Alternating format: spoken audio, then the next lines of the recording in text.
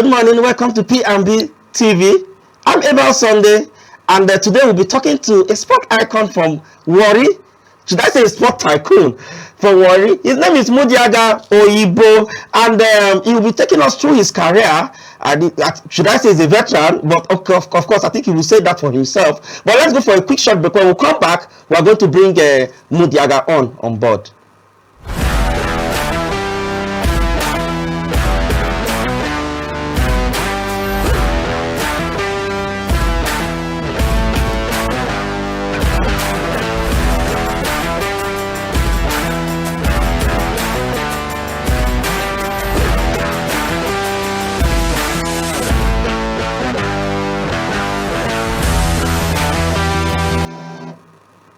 Welcome back to P&B Sports right here in Abuja. Of course, I'm here on the line with Mudiaga. Mudiaga, good morning. Yeah, Coach Sonny, good morning. Good morning and welcome to P&B Sports. Compliment of the season, Mudiaga. Same to you, Coach Sonny. Okay, let's dive into the conversation because we really don't have time. Mudi, you've been a basketball icon in Warri. So many players, athletes look up to you, and with your longevity in the sport, because you've played over 2 decades now, or if not 3, you've been playing basketball, and you are still there on that level. And of course, the one that struck our mind is just this shutdown Asaba, the just concluded shutdown Asaba, which you were phenomenal there. Can you just take us through your career? What bettered this idea? How you started your career? Can you just put us on the board? Okay, thank you, Coach Sonny, and compliments of the season to you. Okay, well, I started playing basketball precisely 1999. That should be 25 years ago. Mm-hmm. And it was my late brother who actually introduced me to the sport. Okay. I went to spend a team in Lagos, and I saw him play basketball. And the sport looked fascinating. The guys were always tall. I liked their outfits. So I just fell in love with the sport. It was love at first sight when I saw basketball. And my brother, who I looked up to then, he saw his legs. So it was just a natural fit, And from there, it's something I've always loved, and I pushed myself. I told myself, anything I do, I always want to be the best. And I just told myself, this is something I really want to do. And since then, it's been a really, really good love through basketball. Oh, wow. Okay, then let's take our mind back to 2018. 2018, when you took Kamak Basketball Club, I beg your pardon, you went to Division 2. From Division 2, you took them to D1. They won the Division 2, actually. They got promotion to D1. 2019, you went to D1. You qualified the team to the league.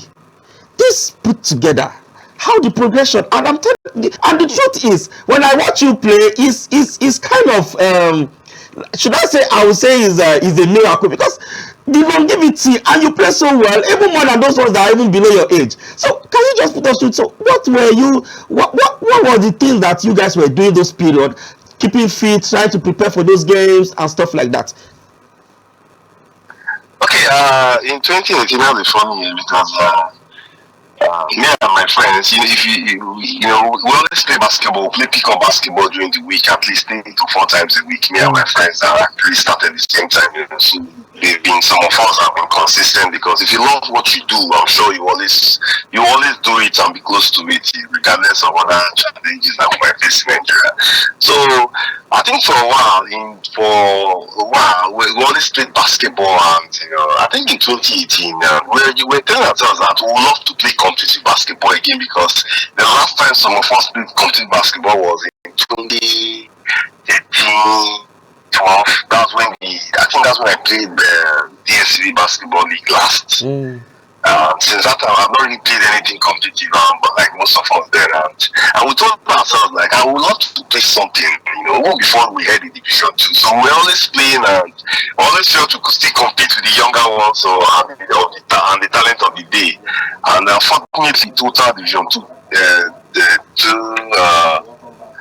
The team came and then Coach Kenny was like, he would like us to play for them, and see how we could do it. And we jumped on board, and that's how the whole thing started. And when we went to Calabar, the first, I think our first match was really a very horrible match. We really played badly, and there were a lot of coaches who knew us. I was like, come on, you guys are old now, retire, you guys are veteran. And we're laughing. Yeah. Like, come on, I'll get this. And I don't think we lost any match again after that point till we won the Division 2 tournament. From there to Akure, and Akure we did well. We went to Lagos, and in Lagos we won all the matches. The next year we came for Division 1.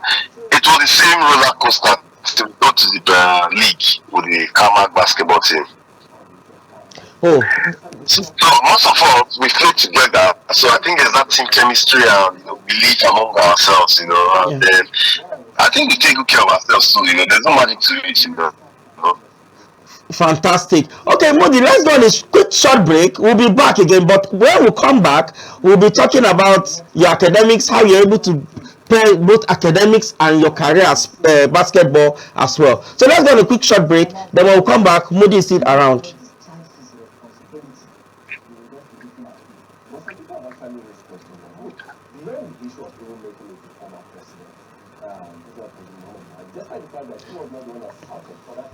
Okay, I think welcome, Moody. Are you still there?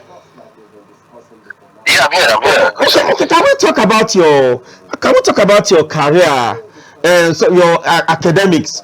I know you've graduated from Igbinida University. So how was it like playing and also schooling? How were you able to balance the equation?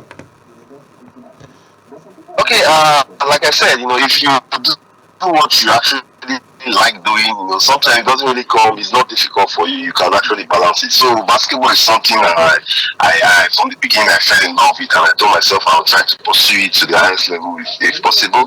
And then again, academics is something I've always taken seriously. I've been a very curious mind, so there was never in doubt I was going to leave one out. So I was playing basketball side to side. I studied to be a civil engineer, which I'm a practicing civil engineer. So it was, I mixed both together, and it was fun. It was challenging at times, but it was fun. It was focus and discipline. I won't say it was easy like that, but it was just focus and discipline. And the beauty of, I tell young players and I tell people, the beauty what basketball did for me was it gave me discipline and focus in study.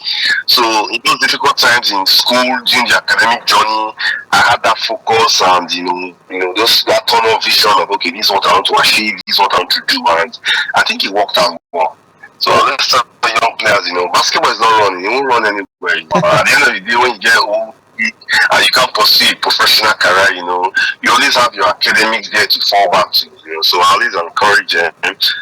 Yes, play basketball, go for it, go for the highest, the zenith, but also chase your whatever line of academics or training or vocational skills you want to do. Don't leave one out. They go hand in hand. Okay, Moody. Let's fast forward to 2 weeks ago.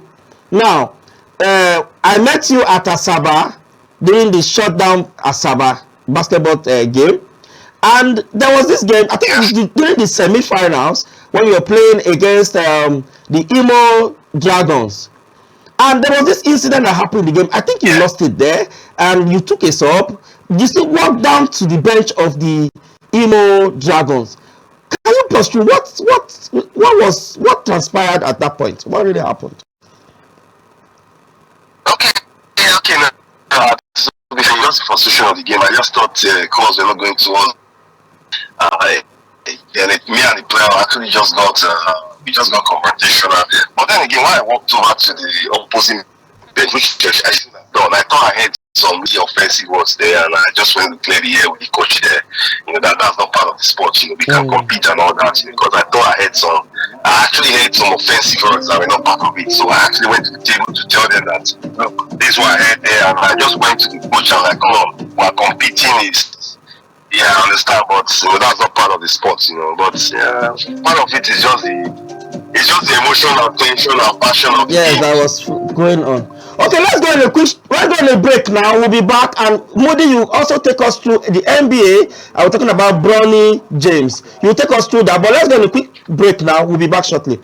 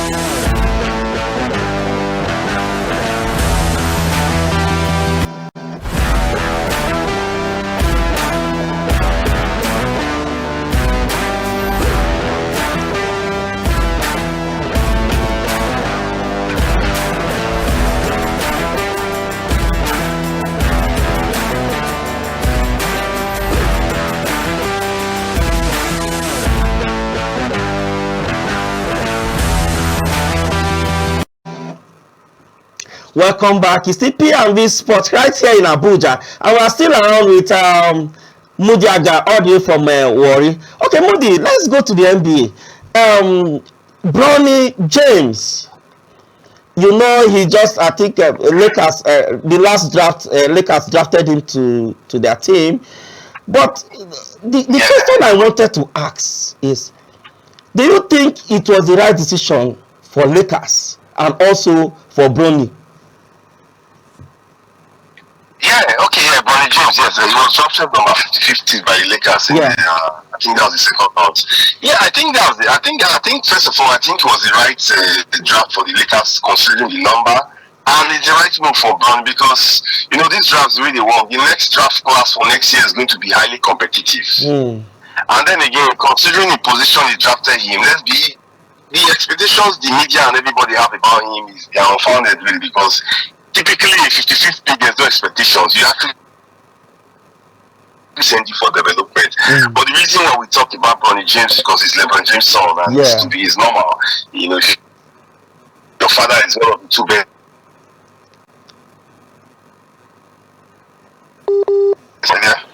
Yeah, are you there? Hello, are you there? Yes, I can hear you. Go ahead. Yeah, if your father is one of the two, yeah, I'm there. Okay, I said so. If your father is one of the two best players that have ever played basketball, either you know they have the debate either Michael Jordan or LeBron James, it's always going to be natural, you know, that a lot of eyes are going to be on you. So the expectations I think from the media is unrealistic because I ask people, I don't think people even know the number one pick in this year. Exactly. Yes. You know, even if you ask them who's the 10th pick, you know, they are just one or two picks in this draft class that are standing up like you know this the number 17 pick Lakers actually pick out in Kenech and some few guys there and there, but nobody knows who the 50th pick is, 51, 52, 53, 54. Nobody knows the 45th pick is, you know. But then again, I think Bronny will do well in the long run because if you follow him now on the G League, he's beginning to get on his own, and last night he just got 16 points. I think last week he had a career close to 30s or something. So I think he will really get better. Considering his father, he's going to learn one or two things over the course of his career. So I think it's a good move anyway. But Mr. Moody, don't you think because of that, because you are not bringing the conversation up to his father now, because of LeBron James, don't you think the pressure will be huge for Bronny because of his father and because of what the father has done in recent time? So everybody will expect him to follow suit. Don't you think that pressure will be very huge for him? Okay, yeah, the truth is there will always be that pressure because of the standard his father has laid, But then again, sport is a pressure thing, so it's one thing. Bronny has to either adapt or fall off. It's one of two things, But it's one of two things he had to adapt or fall off. But But like I that's where the said, problem I is. think That's where, because everybody expected him to follow what all the artists and the father have laid down. Everybody expect him to even match those records or even surpass it. Do you get? But if no, he's not able to match up this record, that is where the fear is and the pressure will now comes in if he could not deliver. no, but but then again, like I said, he was number 55th pick. 55th pick. Realistically, there's nothing to Well, expect Mr. from Moody, him. nobody cares whether you are number, provided you are the son of LeBron James. Everybody expected that you do better. No, you can't. No, if he was picked as say, let me 1, 2, 3, we can have those kind of expectation. He was picked 55th pick, So I think at some point, maybe for next season, what will happen is for next season, you now start seeing expectation down, seeing when there's a new draft class, and people will naturally just understand that, okay, you know what, this guy actually is not the first pick. You might be LeBron's son, but you're not LeBron. And let's not forget, Michael Jordan during his time had his son too that still tried to play in the NBA, but he couldn't make it. Everybody understood you're not Michael Jordan, So I think let's be fair to the boy. We have to be fair to the boy. That is where it comes from. We're not being fair to him. If he was picked as number 1, I can understand. But this is 55th pick, Come on, 55th pick is as good as, there's no expectation there. But the only reason we're talking about this is LeBron James. But at some point, we have to come as the people, as media and fans, and realize that, okay, you know what? Let's just let this boy be. Yes, he's LeBron's son. The limelight is always going to be there. And let's just wish him he develops well. But I think he will do well in the long run. It might just shock us, but I think he will do well. He's developing. Okay, Mr. Moody, let's take it this way. What if you are in Bronny's shoes? What will be going through your mind right now? If you are in Bronny's shoes, what do you think you'll be doing or going through your mind? Obviously, if I'm in Bronny's shoes, I will try to, prove the doubters wrong, So I think Bronny has fuel. He has fuel for motivation. Nothing has to motivate him right now because there are a lot of people that are waiting they are waiting to see him feel like, oh, because of your dad, you got the NBA job and all that. Which, yes, I still agree. Yes, his dad's last name helped in life. We all need that push. Nobody's independent of himself. So Bronny has the fuel already. So it's for Bronny to do the work. You can take a camel to the stream. You can force the camel to drink the water. So Bronny, the job now is for Bronny to prove the rest of us wrong or right. Okay. Yeah, I think but Bronny has enough motivation from the media, fans, and everybody. Yes, because of his father. Okay. Then Moody, let's tie this conversation now. I want you to use the MBBF now because, to be honest, it's still a problem. Coach Ken of Asaba was on this show, I think 3 days ago, and we talked about very well. We talked about. I believe you must have watched that this thing on YouTube. We talked about the MBBF. What do you think the MBBF should do better? Because what is missing? What is missing there? Because the truth is, those days you can see that we have Atlantic Conference playing game home and away. You get, and you see Savannah Conference playing game home and away. Then we now have final 8. League is up to like 5 months or 6 months or thereabout. Do you get? But now this period is the Musa Kida era. We're now having just well, I don't know. So can I have your thought? What do you think the MBBF should do better? Okay, I've had this conversation on several forums, and I think this is the MBBF should hands off running Nigerian basketball league and leave it in the hands of private people. Let me give you an example. Okay. There's a phenomenon lady organizing a female league, right? West Basketball League. Yes. And she's actually running the league. The teams registered they travel for home and away games. So MBBF has no business running leagues. Around the world, you see there's no league run. Very few leagues are run by their basketball governing bodies. The NBA is a private body. The La Liga is a private body. The EPL is a private body. So let interested people that want to run this league. And with time, and teams that want to key into those teams key into it. So let me give you an example. There was a time there was a Magic. There's this annual Magic Ball Championship they do in Abuja. So you see people like that are interested. I think when the ABA League came out that time, leave people like that to start organizing short league leagues or how they can organize it. Like the Western League now, let them collaborate. They know how they get their funding. They know how they get their marketing. Let those people do it. NBBF and national team basketball. Look at the league. They organize the 1 week tournament. You know, different between tournament and the league. Just hands. So this year, NBBF have left this thing basketball. All these guys, mark mentors and stuff like that. You would have had a defined league. These guys would have, these private individuals have come together. Just the way the NBA came together. And then they were competing leagues. Like you play teams register in the NBA, like this benefit. So NBBF, what you can actually do for Nigerian basketball is hands off it. Just give people that are interested in it. Then the second part again is not even an NBBF problem, it's the team's problem. I think the teams in Nigerian basketball, they have a welfare mentality. Like I believe that they give us. No, every there should be teams. If you know you want to play basketball, market yourself, be a brand, you know. In this age and time of Instagram, IG, TikTok, and you know this AI revolution, you don't need NBBF or own a league. Look at Real Madrid. Real Madrid is a profitable entity on itself without La Liga. Yes, La Liga is a medium. So teams should start thinking on how to generate funding from themselves. You know, and then again, whoever in the future is like, okay, the NBBF, there should be minimum standards. We must not have 20 teams. Oh no, if you look at Europe and all these advanced countries, you see some professional leagues, we see there are 12, 13 teams. Where they pay players, coaching staffs, benefits first, NBBF, just start disengaging from the league. Don't say you're running league. Find interested people that want to run. Okay, look at Wesley, this Westside League. She's a private league. She funds it herself. I don't know how she gets the funding. Use people like that. Imagine Westside and Zenith Basketball League now come together. You know, and the national let us run it. You can see that synergy and what will happen there. And like I said, the second part has to do with the team. So they should stop this welfare mentality. What are we getting from Westside? Think of yourself. How can we grow our brand? You know, how can we market it? How can this player be the face of our league? So teams have to think outside the box. They shouldn't be just I want to play league. What would they give to us? No, look at NBA teams. Look at the amount of sponsors you see there. The Lakers, they want to be a profitable venture.